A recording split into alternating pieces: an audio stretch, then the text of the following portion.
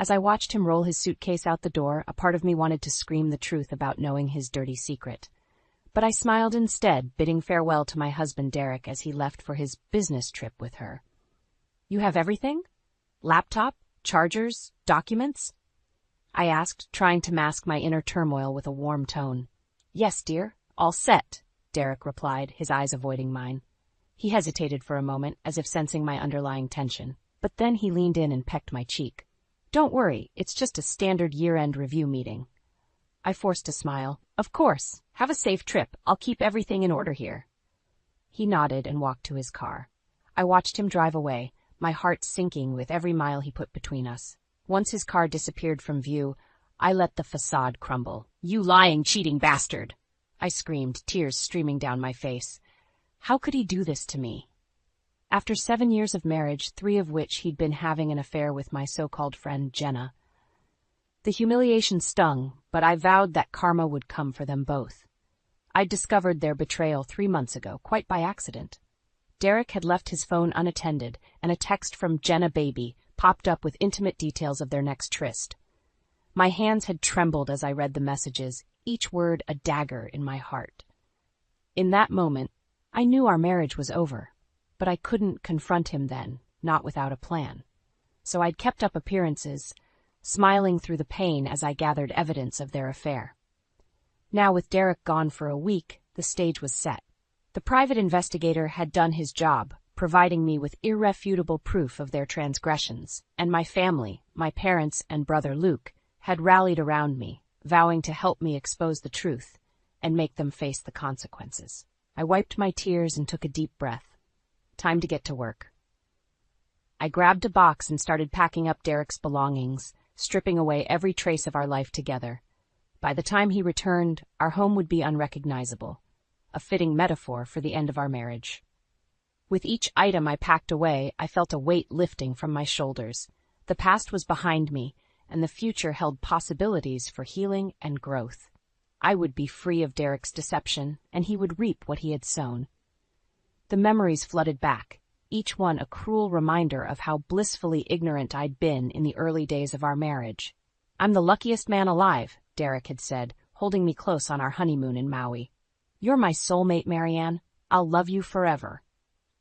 What a fool I was to believe those hollow words. Even then, he'd probably been unfaithful, unable to resist the temptation of other women.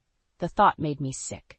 When we returned from Hawaii, he'd been attentive and affectionate, and we started talking about having children.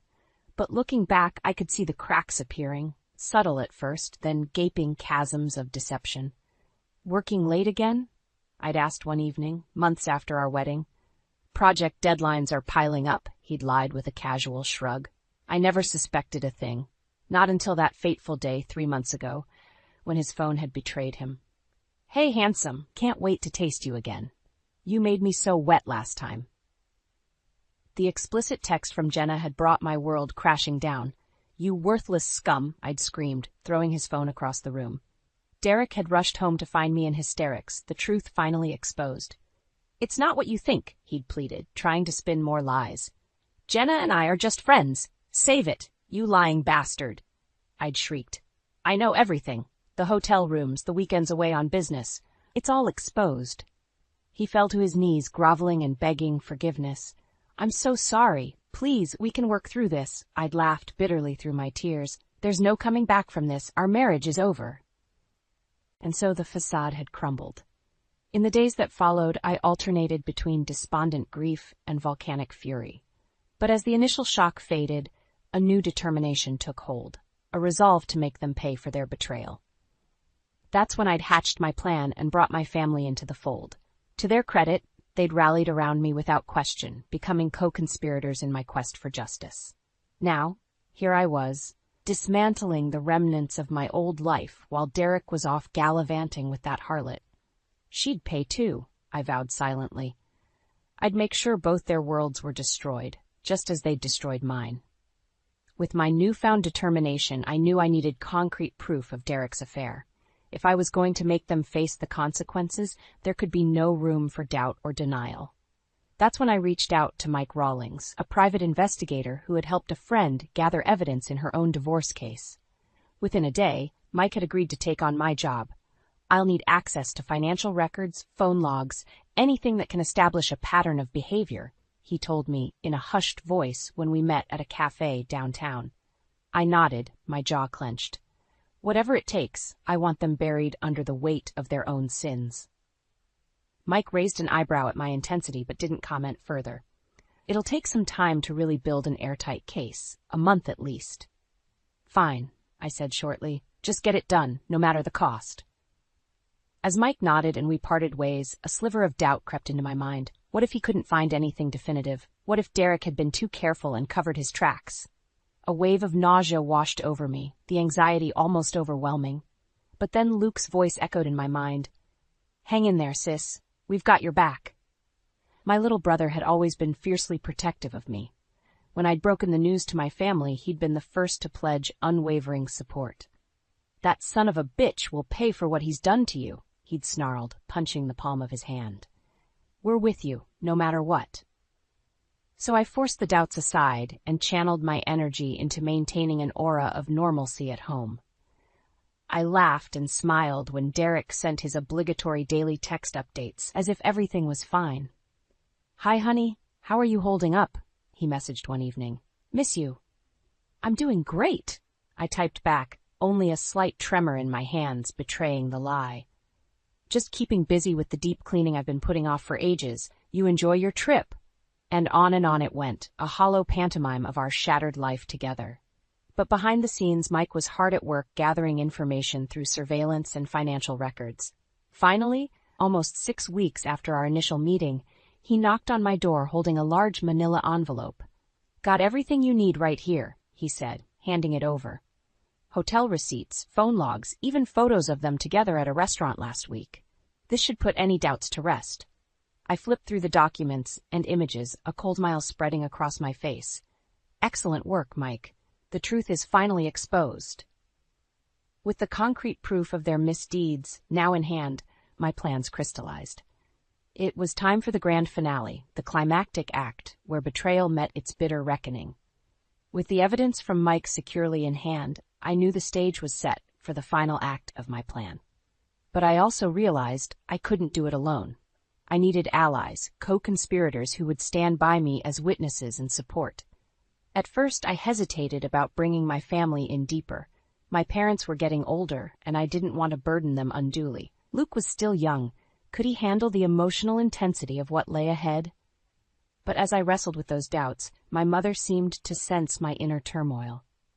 Marianne, dear, you look exhausted, she said gently, laying a hand on my arm.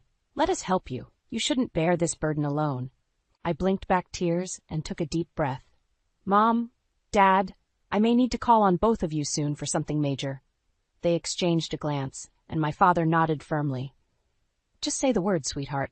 Whatever you need. Luke showed up at my door shortly after, his expression grave and determined. Heard you might be cooking up something big to take that scumbag down, he said without preamble. Count me in. And just like that, the conspiracy was born. Over the next few days, we held clandestine meetings, plotting our moves with military precision. All of them agreed. Derek and Jenna's sins required the most severe consequences. We have to hit them where it hurts most, socially and financially, Luke growled. Make them radioactive in this town. Mom shook her head sadly. I can't believe it's come to this, but they've left us no choice. Exposing their lies is the only path forward. I spread the evidence from Mike across the dining table, recounting the sordid details of the photos, receipts, and phone logs. We'll strip them of every shred of dignity and respectability, I said, a cold finality in my tone. They'll have to leave this town in utter disgrace. As we solidified our approach, the weight of the years of deceit fueled our collective resolve. Their betrayal had breached the most sacred bonds of family and friendship. Now they would reap the karma they deserved. He's due back on Friday? I told them grimly. That's when we'll strike. The plan crystallized, a two-pronged assault that would unravel everything in their lives. First, I would strip our home bare, leaving nothing but echoing despair for Derek's return. Then Luke and I would confront Jenna directly, laying out the undeniable proof of her affair while her own husband looked on. They all nodded solemnly, their expressions a mixture of grim determination and simmering anger. "It's going to be brutal," I warned. "Are you all sure about this?" Mom reached across the table and squeezed my hand. "We're family, dear, and we always protect our own." With the plan firmly in place and my family united behind me, a strange calm settled over me in the days leading up to Derek's return. It was as if I had passed through the crucible of betrayal and emerged hardened, stripped of the naive idealism that had blinded me for so long. I went about my preparations with cold that clinical efficiency. Every item of Derek's clothing, every framed photo of us together, every scrap of his existence in our home, I packed it all into boxes and hauled it down to the garage.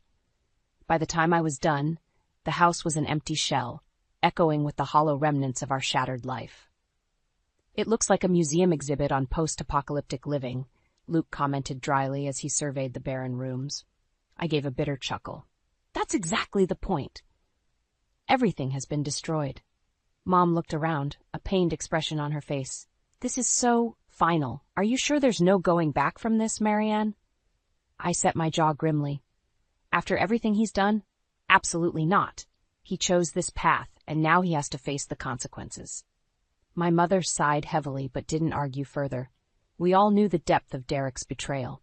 There was no salvaging anything from the wreckage of our lives. The last step was preparing my final message for him, the ultimate reveal of everything I knew about his sordid affair. I gathered stacks of the evidence Mike had uncovered, photos of Derek and Jenna in intimate embraces, receipts for hotel rooms and business trips taken together, transcripts of their lurid text exchanges. I laid it all out on the kitchen counter, organizing it meticulously. Then I composed a simple letter. "Derek, if you're reading this, then you've already seen what I've done to our house, to every trace of our life together. It's over. But there's more. I know all about your affair with Jenna. Every sordid detail, every lie and betrayal. The proof is on the counter. I've also taken steps to ensure this evidence will be seen by others. Your colleagues at the bank, Jenna's family and friends, everyone. You reap what you sow. Enjoy the karma you've earned, you miserable bastard." I read the note over a few times, the white-hot anger tempered by a strange sense of closure and liberation. This would be the final nail in the coffin of our ruined marriage. I almost pitied him for the cataclysm that was to come. Almost.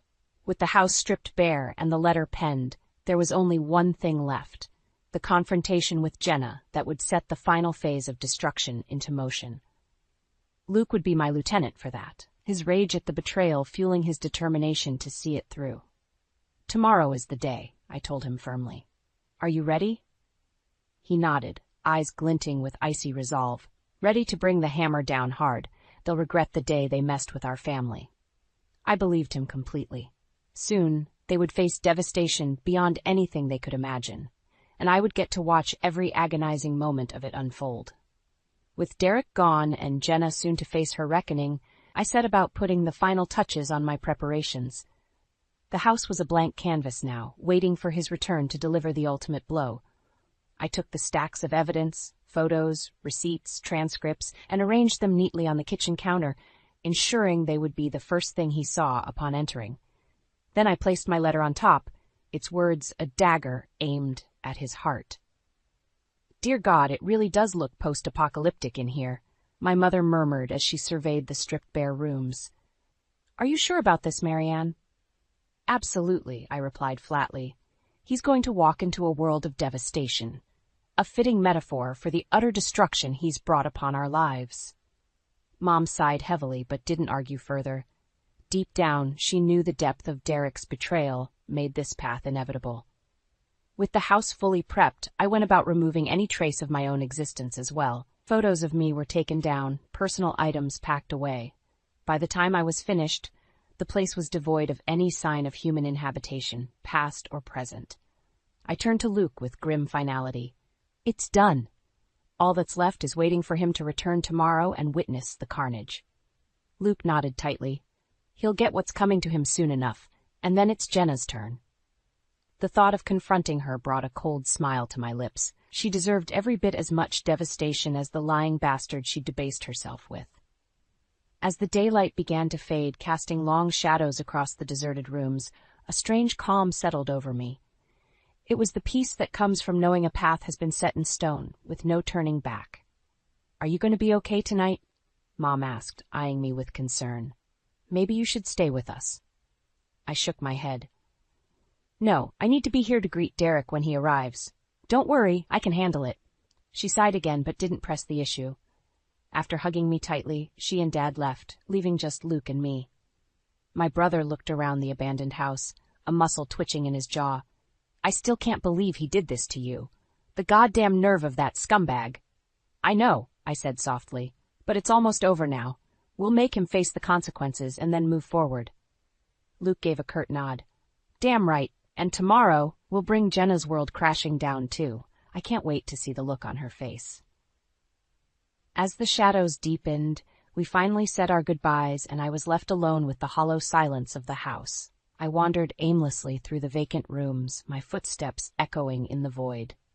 Finally, I sank down on the bare floor, leaning my head against the wall. Unbidden tears traced their way down my cheeks as the full weight of everything I'd lost, everything that was about to change, washed over me. But there would be no turning back from this path, no way to undo the devastation. When Derek walked through that door tomorrow, the final act would commence, and there would be no stopping the karma that awaited him. The next morning, I woke with a sense of grim determination. Today was the day everything would come crashing down on Derek and Jenna. They were about to face the full consequences of their betrayal. I showered and dressed methodically, going through the motions as if in a trance. All around me, the house remained an empty vessel, stripped of any hint of the life that had once filled it. Luke arrived right on schedule, his expression set in hard lines. "You ready for this, sis? No turning back now." "I'm ready," I said, my voice devoid of inflection. "Let's go end this once and for all." We arrived at Jenna's modest two-story home shortly before noon. Her husband Rob's car was in the driveway, exactly as we'd hoped. I drew in a steadying breath as Luke and I approached the front door. "You take point," he muttered. "I've got your back." I nodded tightly and rang the bell. After a few moments, Jenna answered, her brow creasing in confusion at the sight of us. "Marianne? Luke, what are you doing here?" "Don't play dumb with us," I spat. "We know everything, Jenna, every filthy detail of your affair with my husband." Her eyes went wide with shock and fear. "What? I don't know what you're talking about." "Save it," Luke snarled. "We've got all the proof. Photos, texts, receipts, everything. You're going to face the consequences right here, right now." Jenna visibly paled, her mouth opening and closing soundlessly. Before she could gather her wits, Rob appeared behind her in the hallway. "Jenna? What's going on?" "Nothing, honey. Just—" But Luke barreled past her, grabbing Rob by the arm. "Come out here, man. You need to see the truth about your lying, cheating wife." Rob's eyes widened in alarm as Luke half-dragged him out to the front step where I stood, stone-faced. "Marianne, what the hell is this about?" Rob demanded. I simply reached into my handbag and pulled out a thick envelope, handing it to him wordlessly. He hesitated, then opened it, his face draining of color as he began flipping through the photos and documents inside. "Oh, God," he whispered hoarsely. It's all here." Jenna was openly crying now, watching in horror as her husband uncovered the undeniable proof of her infidelity, laid out in stark black and white. "Rob, baby, please let me explain." She began through her sobs, but he turned on her with a look of pure revulsion. "Explain what? How you screwed around with Marianne's husband for years behind my back? Jesus Christ, Jenna, how could you?" He sank down onto the front step, his head in his hands. Jenna hovered over him, alternating between desperate pleas and groveling apologies. I stared at her coldly, neither pity nor satisfaction in my gaze. "Do you see now, Jenna, the destruction your lies have wrought?" Her anguished gaze met mine. "Marianne, I'm so sorry. Please, you have to believe me." "Shut up," I said flatly. "There's nothing you can say that matters anymore. You made your choices and now you'll live with them. Same as Derek will." She fell silent, shaking sobs racking her body as I turned away. "Let's go, Luke. We're done here." He nodded mutely and we left Rob crumpled on the step, his and Jenna's lives in ruins behind us. As we climbed into my car, a heavy silence settled between us. Finally, Luke spoke in a strained voice. "You were right. She deserved every ounce of that devastation." They both did, I replied simply, staring at the road ahead. This is the path they chose. Now we move forward. There was still one final piece to unfold, the cataclysm that awaited Derek upon his return. But Jenna and Rob's shattered world would serve as the grim preamble to what was to come. As Luke and I drove away from Jenna's house, the weight of what had just transpired pressed down on me. Their world was shattered, and soon Derek's would follow suit. Justice, cold and brutal, had been served. We arrived back at the vacant house and settled in to wait for Derek's return later that evening. An uneasy silence hung between us until Luke finally spoke up. "Do you think there's any part of you that will feel remorse?" he asked quietly. "Once it's done and the dust settles?" I didn't hesitate. Absolutely not. They made their bed. I'm just the one who ripped the covers off and exposed them. Luke nodded slowly. I know, you're right. They brought this devastation on themselves. The hours ticked by in tense anticipation. I tried to distract myself by cleaning and reorganizing the carefully arranged stacks of evidence on the counter. But eventually, headlights swept across the front windows. Derek was finally home. Luke and I both tensed, readying ourselves for the final confrontation. The front door opened and Derek stepped inside, suitcase in hand. "Honey, I'm back. The review meetings ran a little." His words trailed off as he took in the barren, deserted house. What the hell is going on here? His eyes fell on the neatly arranged stacks of photos and documents on the kitchen counter. Slowly, his gaze lifted to meet mine.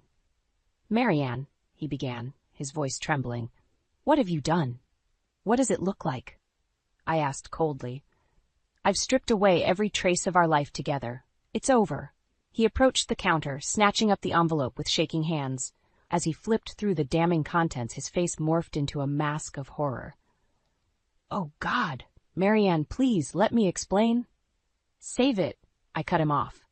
"There's nothing you can say. Your lies have been exposed. Your betrayal is out in the open for all to see." Derek crumpled forward onto the counter, his head in his hands as he began to sob. But there was no pity or remorse in me, only a sense of grim satisfaction watching the devastation wash over him. Finally, he lifted his tear-stained face, anguish and pleading written across his features. "Marianne, please, I'm begging you. We can work through this. I'll do anything. You had your chance, and you blew it in the most vile way imaginable." I spat. "Your sins came with consequences, and now you have to live with them." Frantically, he scanned the various documents and photos again, realization dawning on him. "Jenna, oh God, you exposed her too, didn't you?" he whispered, his eyes widening. "Her whole world is destroyed because of me." "Because of both of you," Luke growled from beside me. "You shattered 2 families with your disgusting lies." Derek just shook his head miserably, seemingly broken and defeated. I regarded him with a cold finality. "It's over, Derek. You're going to face the music for your actions, the social and professional ruin you brought on yourself. You and Jenna are finished in this town and everywhere else thanks to social media." He flinched at my words as if struck, but I felt no remorse, no desire to soften the blow. "Pack up what little you have left and get out," I told him flatly. "This chapter of our lives is closed." Wordlessly, he began gathering his scattered belongings as Luke and I watched in silence. Once he'd carried everything out to his car, he turned back to face me. I'm so sorry, Marianne," he whispered. "For everything." I just stared at him, giving no reaction. After a long moment, he turned and walked out the door, his head bowed in utter defeat. As his car pulled away, Luke put a gentle hand on my shoulder. "Are you going to be okay?" I nodded slowly. "Yeah, I think I will be. It's over now. I'm free of him and his web of lies." We stood silently as dusk settled over the empty house. A sense of closure, of finality took hold. The path before me was clear. "Let's go," I told Luke softly. "It's time for me to start over." Without a backward glance, we walked outside and climbed into my car. As we pulled away, I felt a profound sense of liberation and peace. I had prevailed through the crucible of betrayal and emerged on the other side, ready to begin living again. The reckoning was complete. Justice had been served in the most brutal way. Now it was time to heal and rebuild a life free from Derek's dark shadow. The future was mine to shape, and I would seize it with all the resilience and determination I could muster.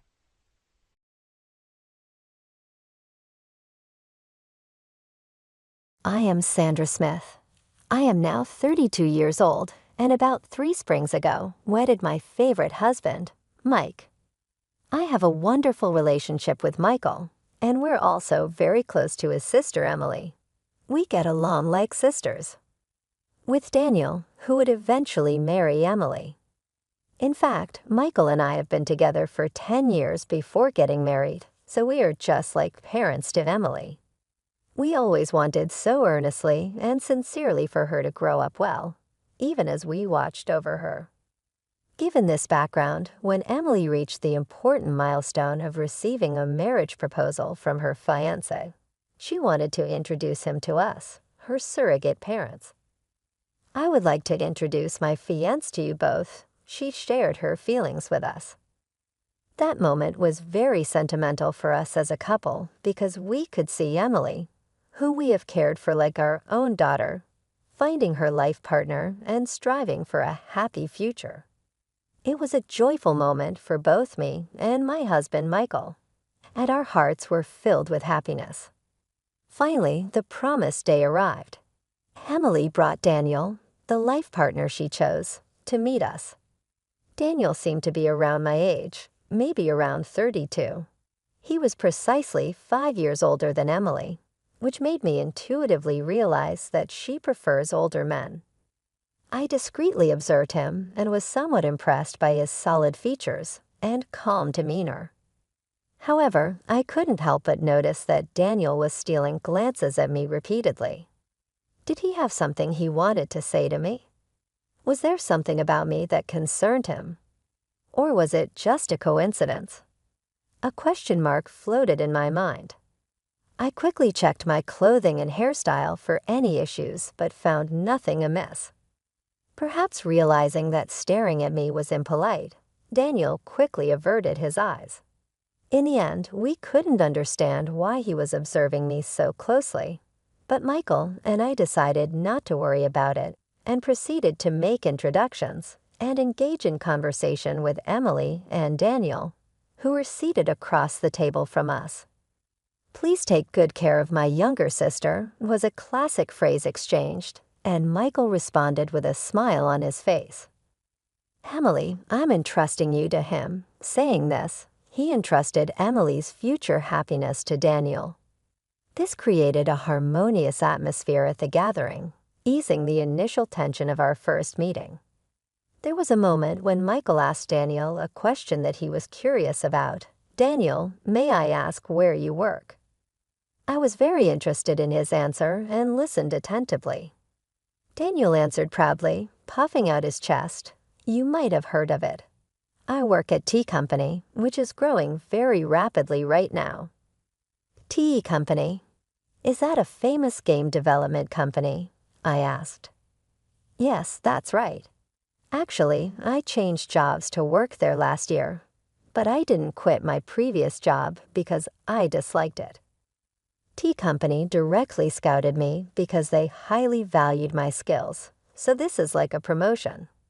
"Don't worry, I didn't start as a regular employee," Daniel explained.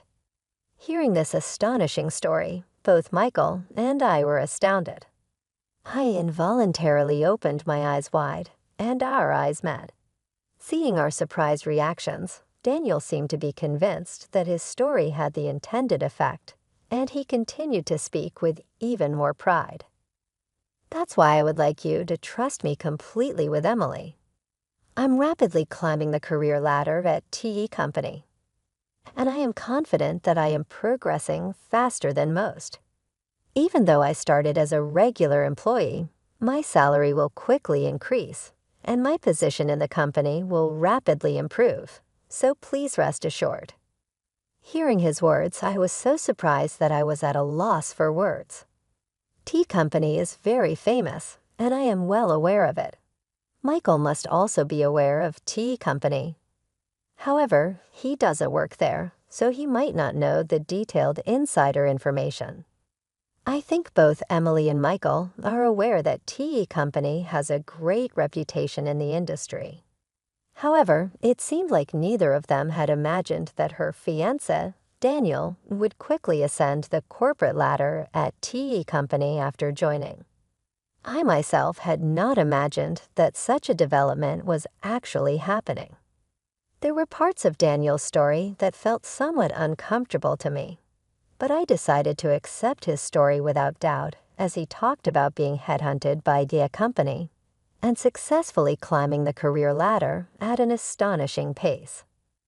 As our conversation shifted from company topics, I eagerly asked them about their first meeting and how they came to know each other. According to their response, they met through a mutual friend. Daniel was searching for a life partner, but felt resistant to attending matchmaking events. Thus, he met Emily through a trusted friend. Emily was interested in having a boyfriend, but wasn't actively seeking. She decided to meet Daniel upon a friend's invitation. Actually, I am really drawn to how Daniel brings smiles to my face. His slightly clumsy yet of adorable side also really captures my heart, Emily shared. As they shared their feelings in front of us, it felt as sweet as sugar despite Daniel and I not eating anything sweet. Their close bond and deep affection for each other were very clear. However, there was one thing that bothered me. As they were leaving our house, Daniel and I decided to see them off at the front door. And that's when Daniel started talking to Emily about bringing rice and other gifts. Meanwhile, standing a bit apart, Daniel approached me and suddenly asked, "Hey, do you perhaps not remember me?"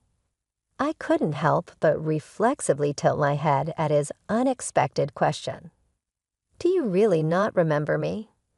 Even as Daniel asked with skepticism, I couldn't recall any close friend named Daniel.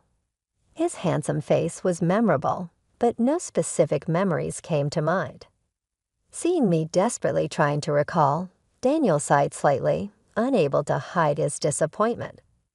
"Well then, let's exchange contact information, and please tell Michael later." Actually, I forgot to exchange contacts with him.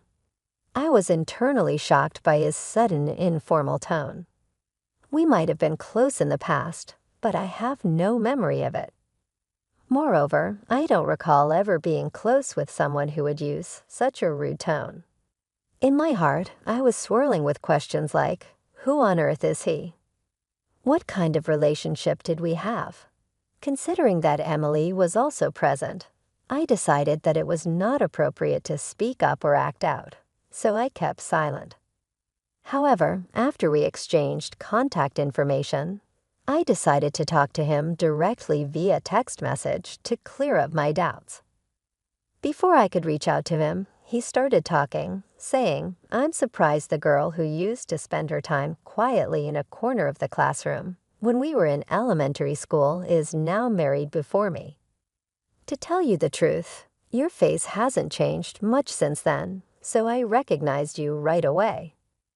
I grew up in a town quite far from here, and during my elementary school days, I was often teased by many of my classmates. To escape those painful memories, I moved away with my family when I entered middle school. In the new city, I met a wonderful friend named Michael, and we gradually built a deep bond. Memories of elementary school are painful for me, and I would rather not recall them." I was a bit surprised by his words and asked, "What are you talking about?" I didn't want others to misunderstand the fact that I was in contact with Emily's fiancé Daniel, so I explained that our message exchanges were conducted through Michael. As a result, we agreed that in the future, whenever Daniel and I needed to exchange information, Michael would be with us as much as possible, facilitating three-way communication. Of course, I didn't share the detailed background or reasons with Daniel. After I finished explaining the situation, Daniel smiled warmly and asked, "By the way, do you remember being called poor girl back in elementary school?" The term poor girl had a specific background. It was used to tease me by my classmates, derived from the newly learned word poor, as I was from a single-parent family. Although my family wasn't particularly struggling financially, there was a time when my mother was told by other mothers that it must be tough financially because you're a single parent. This rumor might have spread among the children and started the teasing. As a result, I decided to move to a new place to change my situation. This decision was also influenced by the fact that my mother was considering legal action for defamation against some moms who were spreading rumors like, "They must be living a frugal life because they are a single-parent family, probably even using cardboard boxes to prepare meals." Since I moved to my new home, I haven't heard the unpleasant nickname, "Pua Girl," which used to be the cause of people teasing me. However, one day I was honestly surprised when a middle-aged man admitted he didn't even know the exact meaning of the word poor. I calmly told him, "Please be careful with your words. You are my sister-in-law's fiancé, and our relationship does not go beyond that. Please do not suddenly say meaningless things." After that, he did not send any more messages. Maybe he took my words seriously and realized that he should stop making rude remarks. However, watching this whole exchange by my side, Michael seemed to feel a strong sense of discomfort at the man's choice of words, and I could see his face cloud over rapidly. What on earth is that man thinking? He seems to have no understanding of the fact that the person he is dealing with is the sister-in-law of the woman he is about to marry. Moreover, he brings up the past from when you two were in elementary school and continues to interact with the same familiarity as back then. Isn't that just crazy? He said, showing his anger.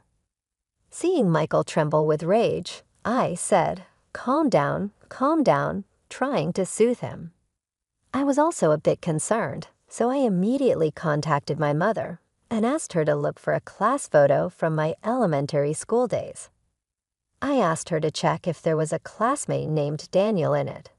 Then my mother quickly found a boy named Daniel and said over the phone, "Wasn't this Daniel the main culprit who used to bully you the most?" At that moment, a flood of memories that I had completely forgotten came back to me. The one who bullied me the most was, in fact, Daniel. Just to be sure, I had her send me a photo from my elementary school days. Looking at the photo, he had a much larger, chubby physique compared to the past. His appearance was completely different now, which is probably why I didn't realize that I knew him. After that, I decided to investigate the situation more thoroughly. During such investigations, a few months after our first meeting, I received a call from Emily. "Sandra, we haven't received your RSVP for the wedding invitation yet. You and your brother are planning to attend, right?" "What wedding invitation?" My husband and I were looking forward to receiving this invitation, but strangely, it never reached us. When I told her about it, Emily seemed surprised and said, "I definitely sent it. Maybe there was some problem somewhere. Anyway, I will come and give it to you directly tomorrow," she said and responded with a very sincere attitude. The next day, Michael and I received the invitation directly from Emily, and we made sure to tell her that we would be attending. At that point, we had no idea what was waiting for us at the wedding venue and how much it would ripple through. No one could have predicted what would happen next. On the day of the wedding, Emily was in a pure white wedding dress, shining like an angel. I congratulated her on the beginning of her new life, tears in my eyes. However, at the same time, the groom Daniel instantly ruined our celebratory mood. I truly wished for Emily's happiness and for my own happiness as well. I wanted this wedding to be a complete success, but the moment he spoke, he pointed at me. Michael, Emily, and I were all surprised at that moment. "Why are you here?" "I deliberately did not send an invitation," he said, looking thoroughly displeased. It seems like Daniel went out of his way to ensure that Michael and I did not receive an invitation. This woman grew up in a household with just her mother. When things get tough, she runs away. That must have led to temporary financial hardship, and now she's found a man from a wealthy family, thinking she can live a carefree life. She's a dreamy woman who can't see reality. Daniel falsely accused me, despite not knowing anything about my past. Michael, sitting next to me, clenched his fist in anger. I gently told him to calm down. Daniel continued to make false accusations against me. I hold an important position at the well-known e-company. If I marry Emily, are you planning to use your position as my sister-in-law to take money from me? At his resolute statement, the groom's friends were shocked and started buzzing in excitement. They must be friends with the same narrow perspective as Daniel. Immediately, I approached a nearby staff member and instructed them to hand me the microphone. Wondering if he was expecting me to say something emotional and illogical, Daniel smirked triumphantly. I responded to him calmly. It's truly ridiculous that you, who can't even properly remember the face of the president at the top of your own company, dare to call yourself an elite. Think carefully. If you intend to sever ties with me, I'll be waiting in the president's office tomorrow. We'll proceed with the HR procedures. Having said that, I handed the microphone back to the staff and confidently returned to my seat with a calm demeanor. Michael stood up and headed toward the exit of the venue. Soon after, Emily also began to walk in the same direction. Noticing this, Daniel called out to her, "Wait a minute. Why are you going that way too?" "I'm just trying to break things off with her." "If that's the case, there shouldn't be any problems, right?" As Daniel, still not fully understanding the situation, spoke to Emily, she gave him a cold look. "You really don't know Sandra. She's the CEO of T Company. I respect and deeply admire my sister Sandra. I can't forgive you for belittling her. I intend to break off this engagement right now. You've ruined such an important day in our lives. Be prepared." Shocked by Emily's stern words, Daniel was completely taken aback. Sandra decided to talk to the venue staff and take off her wedding dress. She informed the guests that the banquet would be ended and the wedding itself would be changed to a simple meal gathering. Taking a stance that such an action will never happen again, she pointed out that Daniel was the main cause of the engagement breakup, firmly blaming him. The ordeal was not over yet. The next day, as I had warned the previous day, I calmly waited for his arrival in the president's office. Next to me stood two large, muscular employees, ready to respond immediately if he tried to make a move during our conversation. He seemed to have overcome his internal struggle as he entered the president's office. His confidence soon became unstable, and he sat down in the chair, gradually showing a tense expression. His behavior of entering the room without permission and sitting down without any greeting seemed quite rude. At this point, it was clear that he did not understand the basic rules and manners within the company. "No way. I can't believe that you are really the president. This is unbelievable. If you had done even a little bit of research, you would have found the president's information on our company's website. Didn't you have the time to check before coming here?" Well, there were circumstances. He seemed to have come here without taking my words seriously, without investigating the truth. He probably thought I was joking or distorting facts. In front of all these guests, I told him, I am thinking of terminating the employment contract. What are you thinking? It's not fair to make an immediate decision just because of a slight misunderstanding. I will consult with the Labor Standards Inspection Office. Watching him try to carefully persuade me, I calmly took out a copy of the resume he had once submitted and placed it in front of him. You have falsified your educational background here, haven't you? And you've also pretended to have qualifications that you don't actually have and claim to have skills in Excel and video editing software that you don't possess. Are all these statements true? About that part. Falsifying information and false reporting are legitimate reasons for us to terminate our employment contract with an employee, you know. He showed a surprised expression at my direct statement. In fact, from the moment I first met him, I had a strange intuition about him. Afterwards, I thoroughly verified the facts. Generally, our company does not use headhunting methods. Even if we do a headhunt, the information is transferred to me, and I directly meet and interview the recommended candidates. However, I have no memory of having a deep conversation with Daniel directly. To be precise, he joined our company through the regular recruitment process for mid-career hires and started working as a regular employee. He called himself a person aiming for promotion and had claimed to be proficient in using software. When he joined the company, actually, since he has no skills in operating that software, the opportunity for promotion never came around. Previously, his self-evaluation was incredibly high, and feeling the contradiction in that, I thoroughly investigated his attitude for the next time.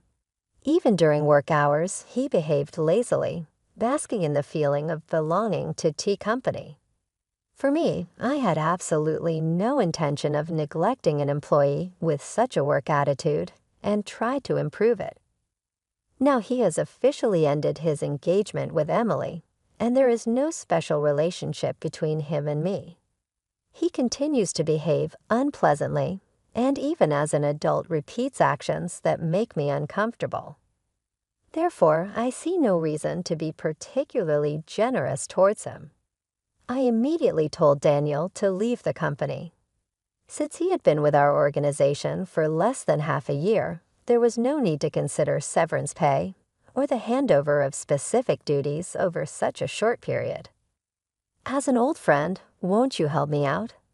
He relied on me, saying this, but I calmly told him, I see no reason to continue our relationship any further, and arranged for other staff to handle his immediate departure from the company. It seems he was seeking financial support from his father, but as a result of spreading outrageous rumors, that didn't happen. There is a past incident where my mother sued for defamation, and it seems Daniel's mother was the victim. My father paid the compensation for damages, so he has experienced paying compensation for defamation just once. Faced with his son Daniel in a similar situation, demanding compensation this time as well, my father probably felt he had reached his limit, cut off financial support, and completely disappeared from their lives. Afterwards, Daniel spent his days taking care of his elderly mother while being pursued for the payment of consolation money. Eventually, he disappeared as if taken away by people in all black clothing, and since then, no one knows his whereabouts. Someone who knows about his future might appear eventually, but I myself have no intention of actively finding out where he is. On one hand, Emily was initially deeply hurt when she found out that her fiancé, who she was about to marry, had such a background. Time heals all wounds, and about 6 months have passed. She has started to positively affirm it was really for the best that we didn't get married officially. Recently, her smile has returned, and she has even been able to participate in events to find a new partner in life. Seeing Emily living a brighter life again, Michael and I are truly relieved. In fact, it seems they are now actively.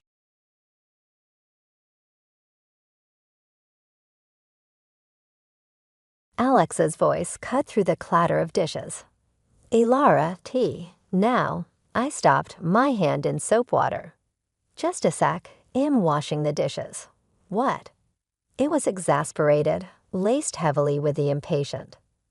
Stop it, bring me the tea soon. Are you incapable of simple instructions, or what? It was Mrs. Whitmore, my mother-in-law, speaking from the living room. She sat there, devouring a slice of cake she'd taken from the fridge, her eyes glinting with malice. I sighed, glancing at the mountain of dishes. There were so many. Leave them for later. Just do what we say, useless wife. Alex's voice was a whip, each word stinging. I am Elara, a 28-year-old working mother trapped in a life that felt more like a prison than a home. Married at 23, I had hoped for love and companionship. Instead, I found myself in the clutches of Alex and his overbearing mother. Our son, only 4, was the sole source of joy in my bleak world. We lived in Alex's parents' house, a decision forced upon me under the guise of caring for Mrs. Whitmore after my father-in-law's passing. Initially, I sympathized with her supposed grief, but soon it became clear that I was nothing more than a pawn in her cruel game of domestic tyranny. Cooking, cleaning, working, it was never enough. My efforts were met with scorn, my meals left untouched or criticized harshly. The stir-fry is so half-hearted, Mrs. Whitmore would scoff. Cook it properly from scratch. I'm busy and can only do simple things, I'd respond, trying to keep my voice steady. That's why I hate back talk from my daughter-in-law, she snapped. Cook from scratch. Why don't you cook then? You're a good cook, right? I dared to retort once, immediately regretting it. Why would I do housework when you're here? Her response was cold and dismissive. Are you out of your mind? Their cruelty escalated over time, shifting from harsh words to a chilling silence. They began to ignore me completely, as if I were a ghost haunting my own home. My presence, once merely undervalued, now seemed entirely invisible. 5 years passed in this suffocating atmosphere. Alex and I turned 35 and 33 respectively. Our son grew, yet the oppressive air in the house remained unchanged. My mother-in-law, now 63, seemed to thrive on my misery. One evening, as I trudged home from work, a heavy realization settled over me. My existence seemed pointless in their eyes. I was a shadow, unseen and unheard. The only voice that acknowledged me was that of my son. The thought of losing even that small recognition was unbearable. Returning home, I began cooking immediately, trying to push away the gloom. I prepared mapo tofu, fried chicken, and a stir-fry with bell peppers and pork, hoping to bring some semblance of normalcy to our dinner. Bring me the mayo, Alex commanded abruptly, breaking his long silence. Sure, here you are, I replied, handing him the mayonnaise. His first words to me in ages were not of gratitude or conversation, but a mere order. It was the final straw, the breaking point of my patience and tolerance. The evening took a turn for the worse when Mrs. Whitmore demanded, "Clean the toilet." What? Now? I was aghast. Yes, now, she insisted, her voice dripping with venom. I snapped back, unable to contain my frustration. Don't say such a thing while we're eating. It's nasty. Just like your heart, she hissed. Our argument escalated quickly, with Alex interjecting, demanding I apologize to his mother. But I refused, standing my ground for the first time in years. The conflict reached its peak, and in that moment, a decision crystallized within me. I needed to escape this toxic environment, not just for my sake, but for my son's as well. I retreated to my room, my resolve hardening. I downloaded divorce papers, filled them out, and slammed them in front of Alex. His shock was palpable, but I felt nothing but a cold determination. I'm filing these, I declared, my voice steady. As I stood there, facing my husband's bewildered expression, I realized I had finally stepped out of the shadows. It was time to reclaim my life. The days following my declaration of divorce were a whirlwind of cold glares and biting remarks. But amidst this storm, I found an unfamiliar sense of liberation. One evening, as I served dinner, Mrs. Whitmore looked at the meal with disdain. You call this food? Even a child cooks better. I bit my tongue, focusing on my son's smiling face. Eat up, sweetheart. I made your favorite tonight. Alex chimed in, his voice dripping with sarcasm. Oh, playing the perfect mother now, are we? What a joke. I could feel the anger bubbling inside me, but I kept my composure. "I'm just trying to make a nice dinner for our son." Mrs. Whitmore snorted. "Don't act high and mighty. You're just a burden in this house." The tension at the table was palpable. Alex's attempts to belittle me only intensified. "So, Ilara, have you thought about how you'll survive after the divorce? You can barely keep a house, let alone your own life." I looked him straight in the eye. "I have been supporting this family for years. I'm not worried about taking care of myself and our son." His smirk faded slightly, a flicker of unease crossing his face. Mrs. Whitmore quickly intervened. "Don't be absurd. You need us more than we need you." The conversation turned to finances, a topic they usually avoided. "You two realize that without my salary, this household would crumble," I stated, more to myself than to them. Mrs. Whitmore scoffed. "We'll manage. We don't need your pity money." But Alex's silence spoke volumes. He knew the truth. Without my income, they would be in dire straits. In the following days, their behavior became increasingly erratic. Mrs. Whitmore would oscillate between trying to sweet-talk me into staying and hurling insults when I didn't comply. Alex, on the other hand, seemed lost, his arrogant facade crumbling as the reality of his financial dependence became undeniable. One afternoon, I overheard a conversation between them that chilled me to the bone. "She can't leave us like this," Alex hissed. "We need her money." Mrs. Whitmore's reply was cold and calculated. "Don't worry. I have a plan. We'll make her life so miserable she won't dare to leave." Hearing their true intentions laid bare was a revelation. They didn't care about me or even our son. It was all about control and money. That night, as I lay in bed, a plan began to form in my mind. If they wanted a battle, I would give them one. But it wouldn't be fought with words or petty arguments.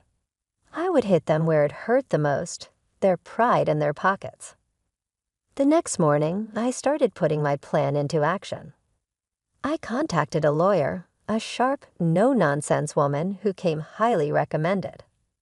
"I want a divorce, and I want to make sure they don't get a penny more than they deserve," I told her.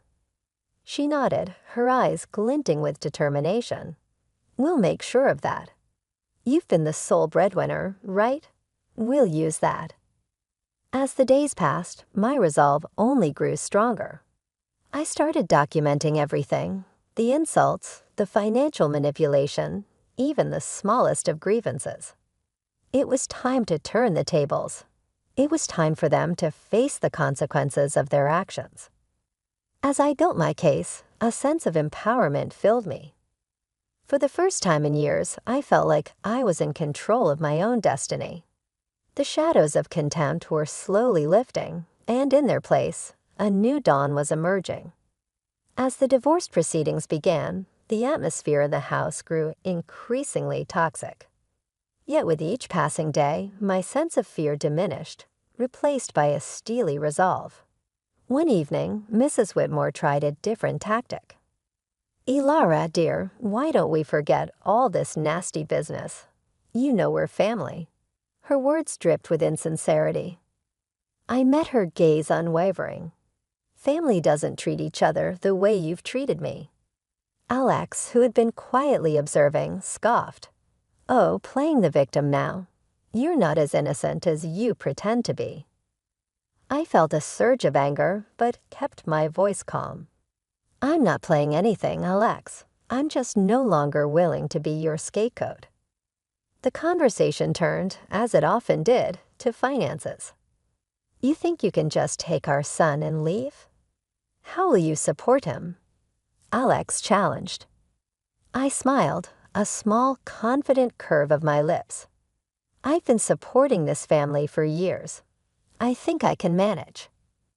Mrs. Whitmore's expression twisted into a sneer. "You're nothing without us. You'll come crawling back." But their words no longer held power over me. I knew my worth, and I knew the truth. The next day, I met with my lawyer again. She laid out the strategy clearly. We'll expose their financial dependency on you. It will play a crucial role in the custody battle and the division of assets. I nodded, feeling a sense of vindication. The law was on my side, and I was ready to fight back. At home, the tension reached a boiling point. Mrs. Whitmore's attempts to undermine me became more desperate. "You think you're so smart," she spat one evening. "But you're just a cold-hearted woman abandoning your family." I looked her straight in the eyes. "No, I'm a woman who's finally standing up for herself." Alex jumped in, his voice laced with venom. "You'll regret this. You can't survive without me." But his threats fell on deaf ears. I was done being intimidated. As the days went by, my preparations for the court battle intensified. I gathered financial statements, recorded their abusive remarks, and collected evidence of their negligence. One afternoon, as I was organizing my documents, my son came to me. "Mom, are we going to be okay?" His voice was small and uncertain. I pulled him into a hug, feeling a surge of protectiveness. "Yes, sweetheart, we're going to be just fine. We're leaving this place and starting a new, happy life, just you and me." His arms tightened around me, and in that moment, I knew I was making the right decision. I was fighting not just for myself, but for my son's future. The day of the court hearing loomed closer, bringing with it a sense of impending freedom. I was ready to face Alex and Mrs. Whitmore, ready to end their reign of control and emotional abuse. I was ready to reclaim my life and give my son the peace and happiness he deserved. It was time for justice, and I was determined to see it served. The day of the court hearing arrived, a day I had been anticipating with a mix of dread and determination. As I sat across from Alex and Mrs. Whitmore in the courtroom, I felt a sense of surrealism. This was the moment where everything would change. The proceedings began with cold formality. Alexa's lawyer portrayed him as a devoted husband and father, struggling under the weight of false accusations. Mrs. Whitmore played the part of the grieving mother-in-law wronged by an ungrateful daughter-in-law. But their performance was transparent, their lies brittle. When my turn came, I spoke clearly, my voice steady. "I have been the sole provider for this family for years. My husband's employment and his mother's manipulation have been constant sources of strain." Alex interjected, his voice laced with false hurt. "Alara, how can you say these things? I've always supported you." I turned to him, my gaze unwavering. "Support is more than just words, Alex. It's about actions, and your actions have shown nothing but selfishness and cruelty." The judge listened intently as I presented my evidence, financial statements, recordings of their verbal abuse, and testimonies from neighbors who had witnessed their behavior. The truth was undeniable. As the evidence mounted, Alexa's facade began to crumble. Mrs. Whitmore's composure cracked, her mask of innocence slipping away. The courtroom was silent, the air thick with tension. Then came the revelation that sealed their fate. My lawyer presented photographs and documents proving Alexa's infidelity and Mrs. Whitmore's illicit affair with a wealthy neighbor, Mr. Harwood. The courtroom erupted in murmurs as the images were displayed, showing them in compromising positions. Their deception was laid bare for all to see. Alexa's face turned ashen, his eyes wide with shock. Mrs. Whitmore's expression twisted into one of fury, her hands trembling. "You invaded our privacy," she shrieked, her voice shrill. I looked at her, my voice calm but firm. "No, I exposed the truth, a truth that you both have been hiding for too long." The judge called for order, but the damage was done. Their credibility was shattered, their lies exposed in the harsh light of the courtroom. As the hearing came to a close, the judge's verdict was clear.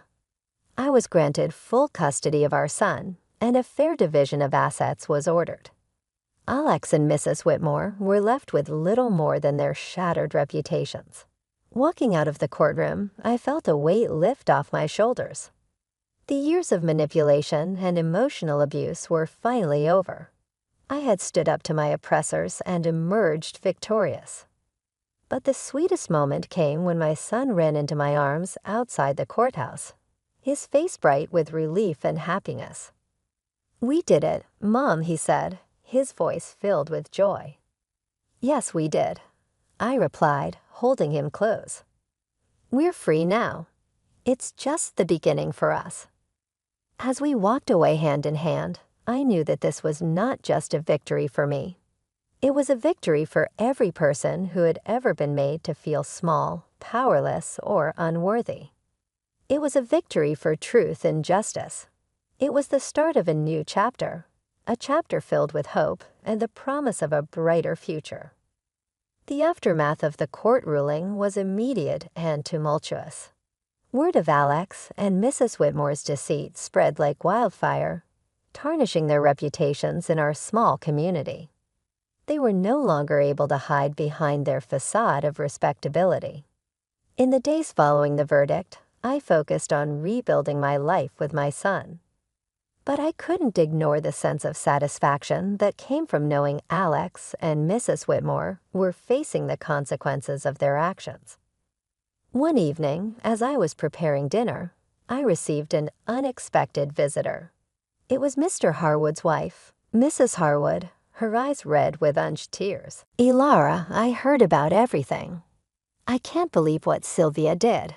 Her voice broke, and I could see the pain etched on her face. I invited her in, offering a cup of tea. As we sat at the kitchen table, she poured out her heartache. I trusted her as a neighbor, as a friend, and to think she was having an affair with my husband. I listened, offering words of comfort. It was clear that Mrs. Whitmore's actions had caused more damage than she had ever anticipated. The next day, I encountered Alex in town. He was a shadow of the man he once was, his arrogance replaced by a look of defeat.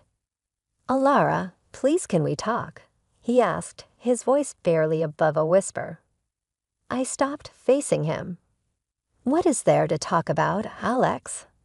He fidgeted, unable to meet my eyes. "I'm sorry for everything. I didn't realize how much I depended on you, on your strength." His apology, though late, was a testament to the shift in power. He had lost everything: his dignity, his home, his family. In that loss, he had finally recognized his own faults. But it was Mrs. Whitmore who faced the harshest backlash. Her affair with Mr. Harwood had not only ruined her reputation, but had also led to legal troubles. Mrs. Harwood had filed for divorce and was pursuing a lawsuit against her for alienation of affection. I heard about Mrs. Whitmore's plight from neighbors. The whispers and rumors painted a picture of a woman undone by her own actions. She had become an outcast, shunned by those she had once considered friends. One afternoon, I saw her at the grocery store. Her eyes were downcast as she hurried through the aisles. Our paths crossed, and for a moment, our eyes met. The look of resentment and defeat in her eyes was unmistakable. "You did this to me," she hissed under her breath as she passed by. I watched her go, feeling a mix of pity and vindication. "No, Sylvia, you did this to yourself," I whispered to myself. The tides of justice had turned, and the consequences of their actions were now inescapable. Alex and Mrs. Whitmore were living the life they had crafted through years of deceit and manipulation. As I watched them struggle with the aftermath, I knew that the best revenge was living well, free from their toxic influence. As I turned my focus back to my son and our new life, I realized that this was not just a story of revenge. It was a story of liberation, of breaking free from the chains of abuse and control. And as I looked to the future, I knew that the best was yet to come.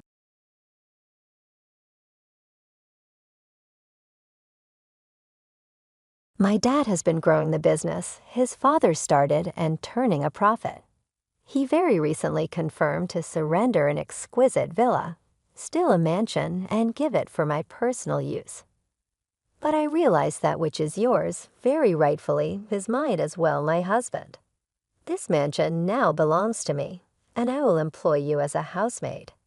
If you're not feeling that, well then perhaps divorce is an option. That mansion, though it was supposedly in my name after we purchased all the legal papers that were signed but done when I got a hold of them, turned into being actually written directly under his own undeclared moniker. He actually thinks that is okay. Does he understand the potential gravity of what this could mean to himself? My name is Aaron, and while I don't intend to boast, I was born into a wealthy family. My father, the CEO of several companies, inherited the business from my grandfather, who initially started a small shop repairing and selling TVs and music systems. Over time, the company flourished, expanding into various branches and diversifying into the IT sector. My father's foresight in selling computers and accessories before they gained widespread popularity proved to be a lucrative move. Besides this, he ventured into real estate, collaborating with local businesses, and actively contributing to community development. My mother served as the vice president of the company. After studying it in college, I joined the family business. Despite the outward appearance of affluence, we didn't live as extravagantly as portrayed in TV dramas. My father believed in instilling good values, rejecting the notion that spoiling a child aids in their responsible growth. Our family home was spacious, and we had a maid. But as a child, I actively participated in household chores. Dining at fancy restaurants occurred infrequently, and our international travels were limited to once a year, with the majority being local trips. My school life seemed quite ordinary, and it would have been challenging for anyone to guess that my family was affluent due to my unassuming demeanor. I dated guys within my age group just like any other girl. Among them, Michael, who later became my husband, was one of my colleagues at the same workplace. During those times, I worked as a sales representative and office manager at an aid-related shop, and Michael was also a sales rep there. I chose not to disclose that my father was the CEO to my coworkers, making it easier for Michael to approach me. I noticed that he was straightforward and had no reservations. Although I didn't seek extravagance, I'd always suggested places within Michael's budget during our dates. At restaurants, he would order generously, explaining that if there was extra, he'd eat it, opting for a cost-effective approach to enjoy a hearty meal. Some might have considered him a bit frugal, but I found it endearing. Unbeknownst to him, I earned several times more than he did, content with my fair compensation for the responsibilities I held. I unconsciously became accommodating. Michael, always keen on budget-friendly ways to satisfy his appetite, received my gestures with gratitude. During our dates, I'd often bought extra food or thoughtful gifts, knowing he would appreciate them. When shopping for clothes, I would add extra socks for him. And on occasions when I got a new bedspread, I'd include pajamas and a pillow for him. I genuinely enjoyed making him happy. Even when visiting his home, I willingly cooked for him and took care of the cleanup. Out of the blue, Michael proposed to me one day, expressing that there was no one better than me. At that moment, I hesitated, harboring reservations. After all, my father was the CEO of a major company, and he held a prominent position at my current workplace. I feared that if Michael were to discover this, he might reconsider our relationship.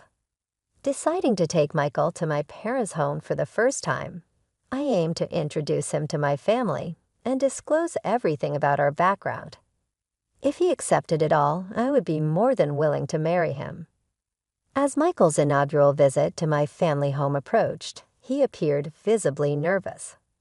However, my dad, though strict on occasion, generally exuded a calm demeanor, When I presented Michael as the man I was contemplating marrying, my father welcomed him with a warm smile, alleviating some of Michael's tension.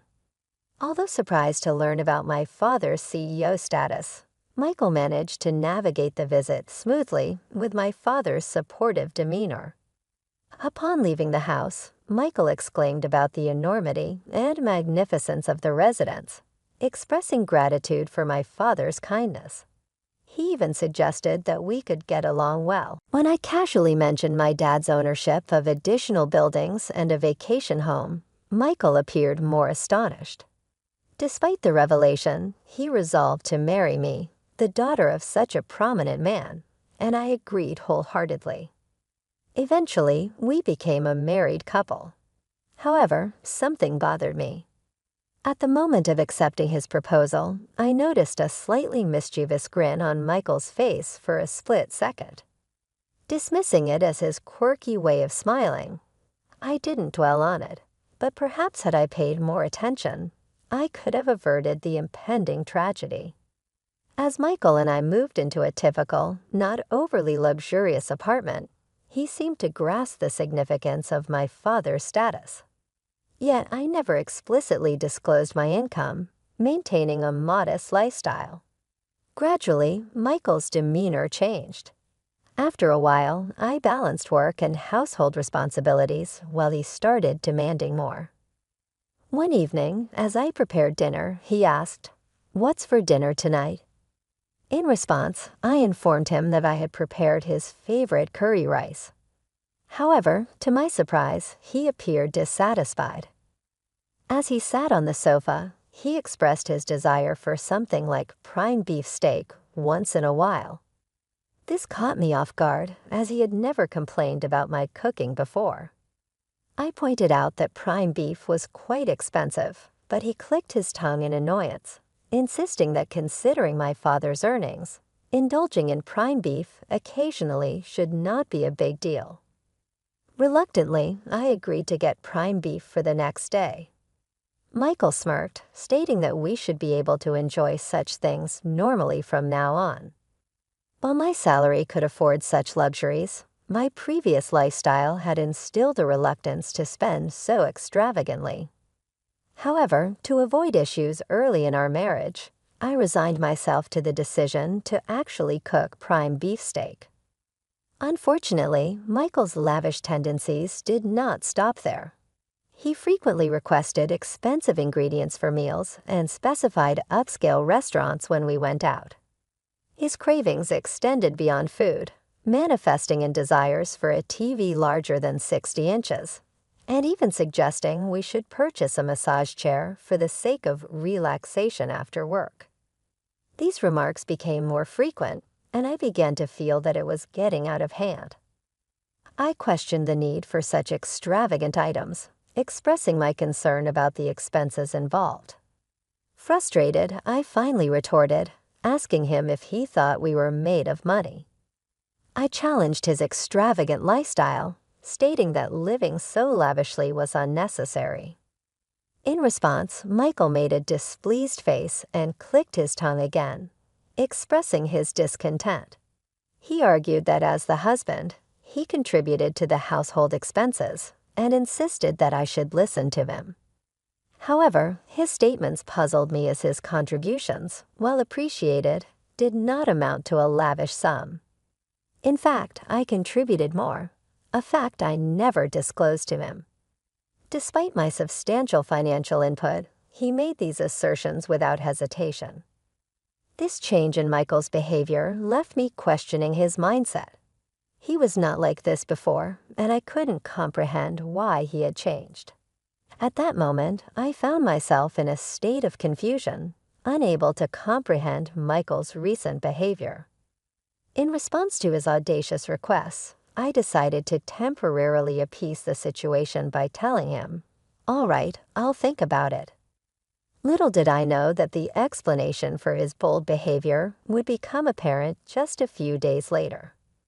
That particular day, my father summoned me to the office of our it shop where I worked, claiming that he had something important to discuss.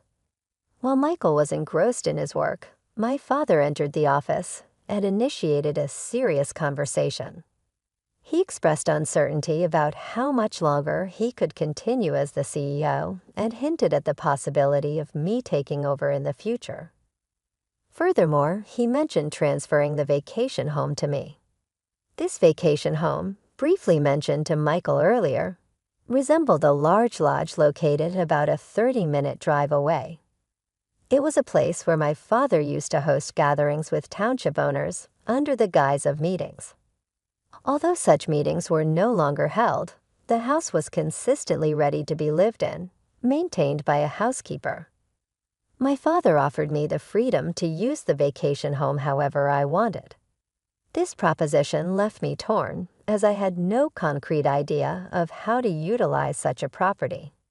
The vacation home boasted over 6,000 square feet, with a lavish garden surrounded by nature, akin to a mansion. Lacking the social connections to host significant parties, I contemplated keeping it as an asset. I conveyed to my father that I would positively consider his proposal, but needed more time to make a decision. He assured me there was no rush and left a contract on the desk before departing the shop. Returning home after work, I leaned towards accepting the mansion, intending to give it further thought the next day. However, the following day brought an unexpected turn of events. Upon arriving at work, I discovered that Michael, who typically arrived before me, was absent from the shop. Intrigued, I entered the office only to find him there. Instinctively, I asked, "What are you doing here?" To my surprise, he flashed a document in my face, stating, "I overheard the conversation about the mansion yesterday. Sounds like an amazing deal, right?" Dumbfounded by Michael's audacious move, I reluctantly signed the document. He flaunted a contract my father had handed me just the day before. Shockingly, Michael had inscribed his own name on it. I was utterly taken aback and couldn't help but express my disbelief. "What on earth are you doing?" I questioned him. But Michael, without a hint of remorse, casually responded, "Why not? Your dad said he's giving away an amazing mansion, right? If you're off his side, I figured I'd take it." He said this with a smirk, but there was no way I could accept it. Persistently, I pleaded with him, emphasizing the house's worth of $4 million and my father's intention to give it to me. However, Michael dismissed my concerns with a nonchalant laugh. $4 million, Dan, that's impressive. Think about it, I have the right to this mansion because you're my wife and I'm your husband. So I have a right to what's yours. Moreover, your dad really likes me. He probably won't have any complaints. So from today, this villa is my house. If you live in a wealthy house, you've got to make use of it. How about I hire you as a maid in this mansion? If you have any complaints, I'll divorce you anytime, he confidently declared. It was at that moment when I recalled Michael's past actions and words, and everything finally clicked. He seemingly had no qualms about taking from others, even if it meant practically stealing without feeling guilty. During our dating days, I'd always showered him with gifts, but he never reciprocated. My giving nature might have corrupted him, leading him to believe that what was mine was automatically his. My dad's kindness to Michael likely made him feel my father was easy to manipulate, and perhaps he perceived me as even more gullible. With a plan forming in my mind, I decided to confront him. I declared, "Fine, then this mansion is yours, but I'm not going to be your maid. Let's get a divorce. Take care." After that, I returned to my job and during my lunch break, called the divorce lawyer to initiate the process. Michael, seemingly unfazed, responded with bravado, claiming he was fine with it, and canceling the lease on his current place. Little did he know that tragedy was about to hit him, and he just hadn't realized it yet. Later, I went back to my parents' place and shared everything with my father. From that point on, everything unfolded according to my plan. A few weeks later, Michael called me in a state of panic, having received an enormous bill. While his shock was understandable, it was only fair considering the fixed property tax on the $4 million house he had claimed as his own. I casually informed Michael that he should expect to pay around that much for the property tax. However, he appeared utterly clueless, lacking knowledge that paying tax on owned property is common. Normally, my father would have covered the tax if he had received the property, but upon hearing the entire story, my usually calm father was furious. Despite my warnings about my father's strict nature, he declared he can have it if he can afford it, and accepted the property transfer to Michael. To be honest, a part of me wanted Michael to learn a tough lesson, and there was no way he could afford the hefty amount. Frustrated with Michael's persistent pleas, I decided to deliver a final blow. The annual property tax, I revealed, amounted to about $660,000. It dawned on me that Michael always had a mindset of trying to take advantage of his friends, possibly driving them away and leaving him without anyone to teach him common sense. Acknowledging that I may have been a bit unreasonable, I admitted that my once cute perception of Michael had drastically changed. Without any sympathy left, I hung up the phone.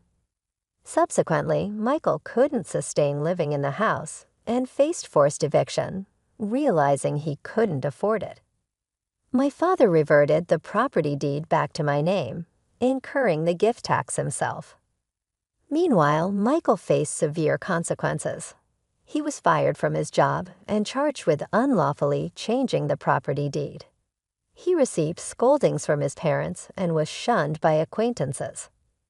Now jobless and friendless, he barely scraped by in a rundown apartment, working odd jobs. His parents were even considering disowning him. As for me, I've been gradually preparing to take over my father's company. My father once told me that success in business doesn't come from looking for shortcuts. Reflecting on the fact that I almost married Michael, I deeply understand the truth in his words. Inspired by my father's greatness, I push forward every day in my involvement in running the business.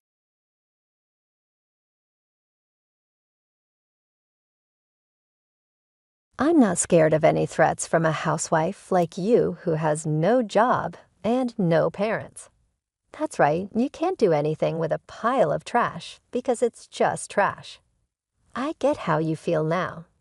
I'm moving out of this house. Well, now you're homeless. Good luck being homeless. This is a good chance for Larry to leave the house, so let's work together to get rid of the trash and clean up. They went to Larry's room and told him to pack up his stuff and leave. I was planning to leave by myself, but I didn't think Larry would get kicked out too. My name is Sarah. I'm 29 years old and I'm a housewife. I recently married a man named David. He's 33 years old, 4 years older than me. At first, I thought he was mature and calm like an older man. Since he often talked about his mother, I thought he was a good man who cared about his family.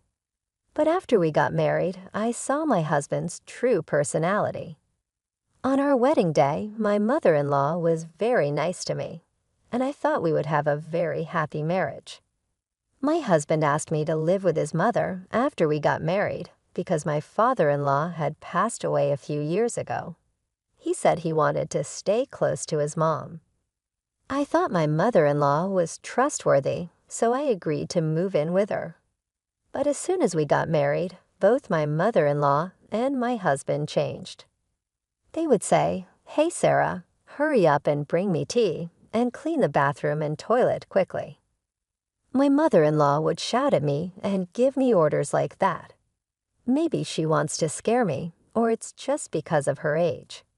She would call me loudly and make me do all sorts of chores. The biggest surprise was finding out about my roommate, who no one had told me about. When I woke up the other day, I was surprised to find a man I didn't know in the kitchen. I froze, wondering who he was. He noticed me and said, "I'm Larry, David's younger brother," and introduced himself. I had never been told that David had a brother, let alone a roommate, so that was a shock. Larry is 30 years old, the same age as me. I went to my mother-in-law and asked her to introduce me to my brother-in-law. She said, "Oh, you mean Larry? Don't worry about him. He's just a reclusive ghost." I was surprised. How could she not care about her own son? She called him a ghost and said she was happy with just David. She said Larry was just a useless hermit who only went out for shopping and stayed home the rest of the time. I was shocked by her words. I felt disappointed in my mother-in-law and couldn't believe how much she had changed since we got married. It was sad to see her discriminate against her own son. I am an only child and have no siblings, so I couldn't compare. I would be shocked if my own mother said such things about me or ignored me. My parents are already dead, and I envy families that are alive and together. I hoped that at least parents and children could get along. I asked my husband about Larry when he got home from work. I thought maybe brothers could get along, but my husband was cold. He said, "Leave him alone. Just pretend he doesn't exist. He won't harm you." He said it dismissively, as if he had forgotten to mention it. I was disillusioned by how he called his own brother a ghost. My husband had no family memories or anything. He was just a mama's boy. I finished my chores for the day and went upstairs, feeling regret about my marriage. Then I bumped into Larry, who was just going to the bathroom. "You married my brother, didn't you?" Larry said to me. "Yeah, what's wrong?" I replied. "I'm sorry, it's nothing. But if I don't say anything bad, you'd better get out of here." "What?" I asked, confused. "I'm sorry, but you should get a divorce," he said. I was a little offended and confused. I was shocked at how my husband and mother-in-law acted. I married my husband because I loved him. It's unbelievable that Larry would ask me to end our marriage after just one day. It's none of your business. "I can handle it," I said. "I'm a competitive person." "I'm sorry about that," said Larry. "I'm also sorry for my outburst," he added, bowing his head. I thought he was acting strange until a little while ago. I thought I understood why my mother-in-law and I felt uneasy about the rules. He apologized so politely that I'm not sure if he really meant it. Maybe he was just trying to be nice and warn me. As I was thinking about that, Larry said, "Excuse me," and went into his room. My mother-in-law and husband say my brother-in-law is a strange recluse, but to me, he seems like a decent person who deserves respect. The next day, while I was putting breakfast on the table, Larry came down to get a drink. I said, "Good morning, Larry. Why don't you join us for breakfast?" "Good morning, Sarah." "Thank you for asking," Larry replied, glancing at his mother. "I'm not eating breakfast with him." "Just get the breakfast done," she yelled at me. "It's okay," Larry said quickly and went back to his room. I wanted to apologize for my strong words yesterday, but I couldn't do it. Hey, all you have to do is housework. Don't do anything unnecessary, okay? My mother-in-law gave me a fierce glare. I was stunned by her harsh attitude. Even though I was the bride, I didn't expect this kind of treatment, and my husband's behavior toward me changed drastically. "What the heck? Today's menu is curry. You should have told me before lunch. I had curry for lunch too," he shouted. "How was that my fault? Why didn't he call me and tell me he had curry for lunch and wanted something else?" I kept my mouth shut. He continued to yell at me. "Hey, you're not apologizing. Who do you think you are? You're here to do the housework. Make sure you understand that." I was shocked and stayed silent. David didn't love me. He just wanted a housekeeper. It's terrible. How could he be so cruel with such a calm voice? They didn't care about me. They just wanted to make themselves comfortable. They were using me. Seeing them giggling and watching TV in the living room, I walked upstairs. As soon as I got upstairs, I burst into tears. Then a hand gently offered me a handkerchief. "I still think you should leave," said a familiar voice. I looked up, and it was Larry. "I'm sorry. I'm so sorry," he said. I wiped my tears in a hurry. "I'm sorry I used your handkerchief." "No, I gave it to you because I wanted you to use it," Larry said. I heard what my brother and mother said. I knew it. They're the worst. When Larry said that, I asked him what he meant by "I knew it." Larry said he had been in a similar situation before. I asked him for more details, and he told me that my husband had promised to marry another woman before. But because my mother-in-law and husband treated her the same way they treat me now, she ran away just before the wedding. Hearing that story made me feel a bit relieved. It showed that my husband and mother-in-law were pretending to be nice before marriage to avoid scaring away the bride. I felt hopeless. How could I have trusted them? But I had nowhere else to go if my husband left me. I'm just a housewife. My husband and mother-in-law wouldn't let me get a part-time job. I can't even move out and rent another place. I didn't know what to do. All I could do was cry. Then Larry said, "If we keep talking here, it will look suspicious. Let's talk at a coffee shop next time, if you like." He handed me a piece of paper with his contact information on it and went back to his room. I was determined to get out of this house. I was thinking about how my struggle for survival had just begun. I told my mother-in-law I was going to the city office and then stopping by the supermarket on my way home. She warned me not to leave any chores undone. I made sure everything was perfect before leaving. She grumbled about not accepting it if I was late for dinner. I pretended to agree and went to the coffee shop where Larry and I had planned to meet. I told Larry that my parents were gone, so I couldn't rely on them anymore. I had canceled the house I was renting and quit my job. I told him I needed to start all over again. It's hard to move out of the house in this situation, especially with the work that keeps me tied up with my mother-in-law and husband from early in the morning until late at night. Larry then asked me, "Sarah, can you draw?" "Huh? What do you mean?" I replied, confused. "Oh, I see. So can you?" "Yes." "Well, I went to art school before," I said. "Really? That's great," he exclaimed.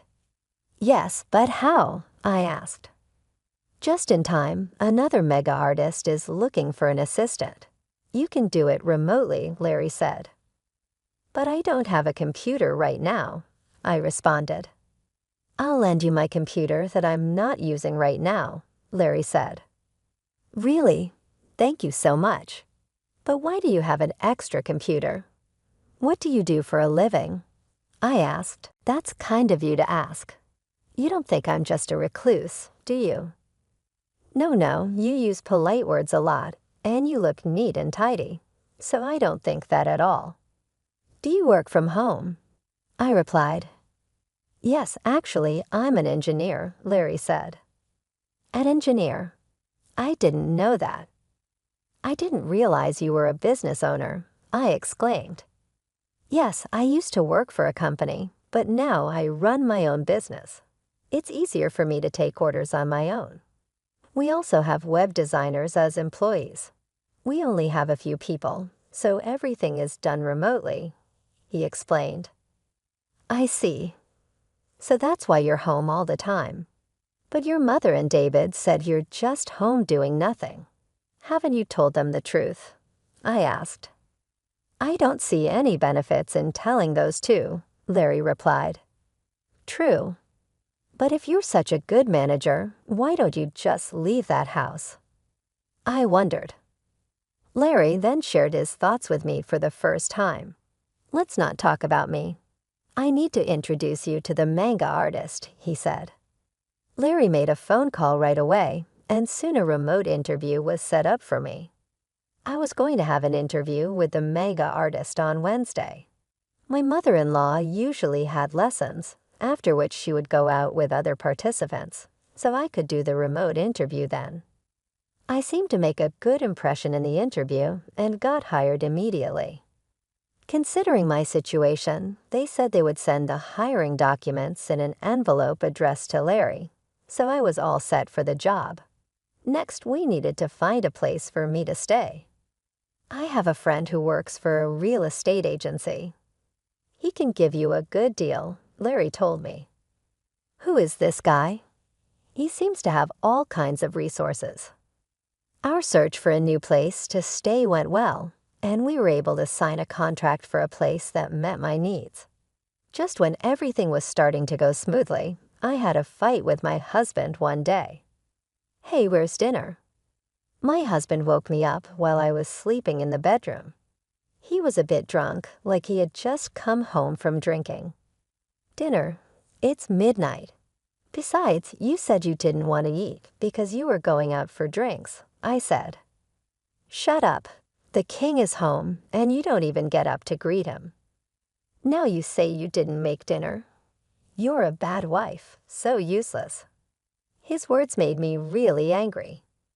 Do you have any idea how hard I've been working with your mother for you? How can you act so superior to me? That's because you're my wife. A wife should support her husband, and your job is to take care of the house. If you can't do your chores, don't go against me. A wife who can't do the housework is just like trash. As my husband said this, I heard the door open. My mother-in-law left in an awkward way. You're just like trash. Larry is also trash, and this place looks like a dump. My husband sneered as my mother-in-law agreed. Yes, let's take out the oversized trash, he added. What did you just say? I asked him. He opened the drawer and pulled out a piece of paper. This is what I mean. It's a divorce paper. You're no good to me anymore. I'm going to find another wife who can take your place. That's why I'm divorcing you. Get out of my house. You disgusting. You think your wife is just a slave? The best wife is one who acts like a housekeeper. Don't you worry about saying things like that. I hope you regret what you just said one day, I replied. What are you trying to say? I'm not afraid of any threats from a housewife with no job and no parents like you. He laughed. My husband and my mother-in-law laughed together. That's so true. You can't do anything about it because you're just trash. Well, I understand how you feel now. I'm going to move out of this house. I said that and signed the divorce papers. Then I left. I put the divorce papers in my bag and started to pack my stuff. My mother-in-law and husband watched me with grins on their faces. Now you're homeless.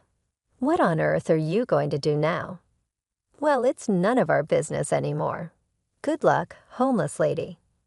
Oh, and Larry, this is a good time for him to get out too. Yeah, let's take out the trash and clean this place up. After we get rid of him, we'll tear down the wall and make it bigger and more comfortable. My husband and mother-in-law were already talking about what they would do after we were kicked out. Then they went to Larry's room and told him to pack up his belongings and leave. I was planning to leave anyway, but I never thought they would kick Larry out too. I kind of regretted letting my emotions take over and having a fight with my husband. I'm sorry, Larry. It's my fault. No, don't worry about it, Larry said. I already realized I can't live with them anymore. Besides, I have other things I'm interested in.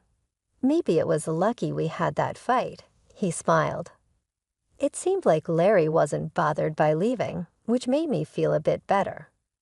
5 days later, on Wednesday, when my mother-in-law was out of town, Larry and I called a moving company and moved out. After we finished moving, my mother-in-law called my new place. Don't worry, we have already left, I said. Larry came with you, didn't he? She asked. Yes, we moved out together. I'm glad I don't have to see you guys anymore. she said happily and hung up. But what she didn't know was that Larry and I were planning revenge. I managed to move my belongings, then start a new life just in time. Thanks to Larry, I got a lot of money from my husband in the divorce. Larry had recorded what my husband and mother-in-law said during the fight. Their words were considered harassment, which helped prove the divorce was my husband and mother-in-law's fault. I was able to claim a lot of money as revenge on my husband. Larry's friend, a lawyer, helped me get the alimony. My husband was shocked and accepted the payment. I was really grateful for Larry's help and decided not to mention it anymore. A few days later, I got a lot of phone calls from my ex-mother-in-law. It felt like a demon knocking at my door. I realized I had forgotten to block her number, so I had no choice but to answer the phone. "Sarah, where are you?" she demanded. "There's no way I'll tell you that." "We're strangers now," I replied. "Please don't say that," she begged. "I'm calling because, where is Larry?" she asked. "Huh? Why are you asking about Larry?" I replied. "I'm looking for him, but I can't reach him anymore," she said. "That's too bad. Maybe he doesn't like you anymore," I said, trying to provoke her. Then someone else took the phone. "Don't be silly. You two moved out together. You must know where he is. You're a bunch of jerks." I did know where Larry was, but I wasn't going to tell them. "I'm afraid I don't know." "You'll have to find him yourself," I said. "Where the heck are you anyway? You don't have a home, a job, or a place to live. If you're willing to beg, I might let you come back, but you'd have to be my housekeeper," she said. "Who's coming back to you?" "I have a job and a place to live. I'm not going back to you," I replied. "That's a lie," she shouted. My ex-husband was surprised because he didn't know I could get everything sorted out so quickly. I didn't bother to correct him. "Please don't call me again. If you call me or come near me, I'll call the police," I said, and then hung up the phone. I blocked my mother-in-law's number right away. I had already blocked my ex-husband's number. They were so panicked because they had just realized something important. They thought my father-in-law had left them a lot of money, but it was Larry who had been sending money to his mother's account every month. My mother-in-law thought Larry was just a lazy person with no job. They couldn't believe that the bank had divided my father-in-law's inheritance. When Larry was kicked out of the house, he stopped sending money. That's why there were no more transfers at the expected time. They must have finally realized who had been providing the money, but it was too late. Larry had already cut ties with his mother and brother. My ex-husband had no money to pay alimony, and my ex-mother-in-law was living off the money Larry sent every month. If the money stops coming in, she's going to be in a lot of trouble. Well, they both got what they deserved. I don't feel sorry for them at all. By the way, Larry bought a nice apartment in New York and is living there comfortably. Why is he so rich? Why did he send money to his parents and stay there all those years? It's because he made a promise to his father. Unlike his mother, Larry's father loved him a lot.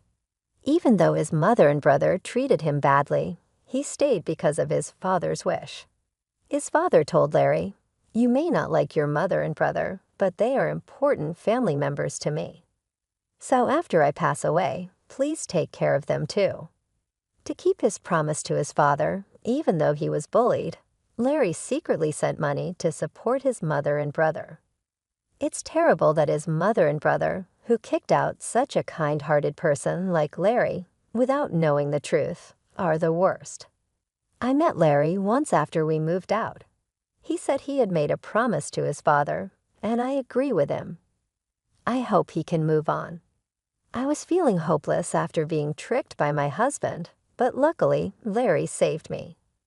I believe he is an important person in my life, and I wish him happiness. 2 years later, Larry asked me to marry him. He proposed to me, but that's another story. It's horrible how a nice person can change so much after getting married. That's a marriage scam, isn't it?